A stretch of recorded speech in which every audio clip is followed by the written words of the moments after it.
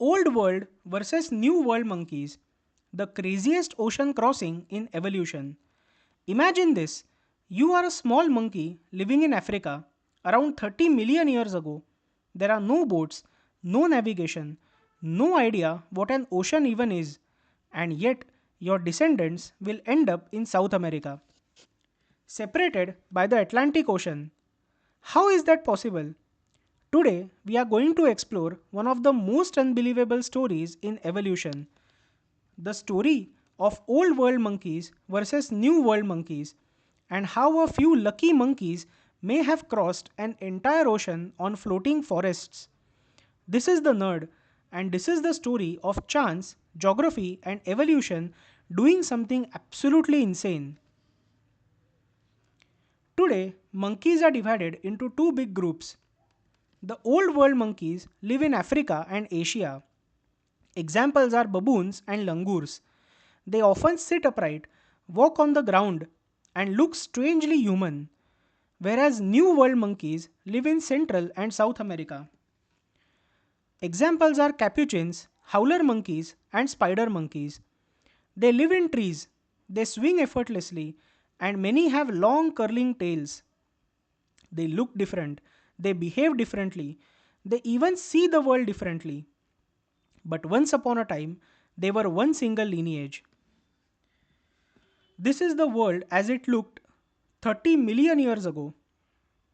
Let us rewind the planet. Before establishing this story, we need to consider one fact that the continent of South America and Africa did not have a great distance as they have it today. Back then, South America had just separated from the African continent, so the Atlantic Ocean was much smaller and the distance between the two continents was much smaller than it is today. Africa had monkeys, South America had no monkeys at all, and between them was the Atlantic Ocean. There were no land bridges, no island chains, just water. And yet, fossils tell us that monkeys suddenly appear in South America around 30 million years ago. These were South American forests before the monkeys came in. But the obvious question is, how did the monkeys get there? The rafting hypothesis. It sounds like science fiction, but the rafting hypothesis is considered acceptable by most scientists around the world. Picture this, massive storms or floods rip huge chunks of forest from African riverbanks. Trees, soil, insects, fruits, all tangled together, floating islands. Now imagine a few small monkeys trapped on one of these natural rafts. The ocean currents carry the raft westwards, slowly, relentlessly. Weeks pass, many animals die, but just one raft with just a few survivors makes it. And that's all evolution needs, just one successful crossing. This is not speculation. We have seen iguanas cross oceans this way in modern times. So it is improbable but not impossible. When those monkeys reached South America, they entered a strange paradise. There were no other monkeys, no apes, very little competition, just endless forests. They were isolated, and isolation is evolution's favorite laboratory. And from that tiny founder group, an entirely new kind of monkey evolved.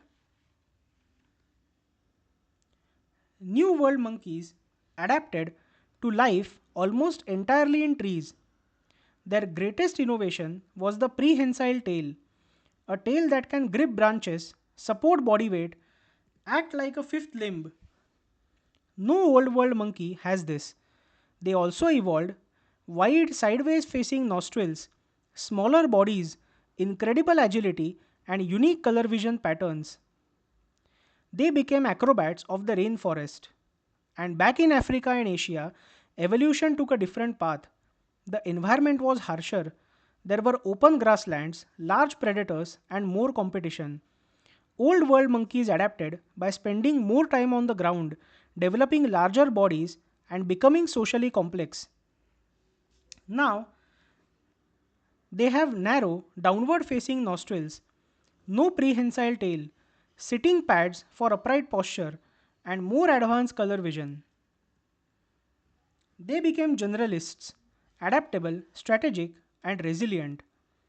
Think of it like this: New World monkeys chose specialization, trees, agility, tails has limbs, and Old World monkeys chose flexibility, trees and ground, intelligence, and social strategy. Same ancestors, completely different solutions. Why are there no apes in Americas? Because apes evolved later. By the time they appeared, the Atlantic was wider, currents had changed, and rafting was nearly impossible. That monkey crossing happened at exactly the right moment in time. Miss it, and the new world would look completely different. Somewhere 30 million years ago, a few terrified monkeys clung to a floating forest drifting across an ocean.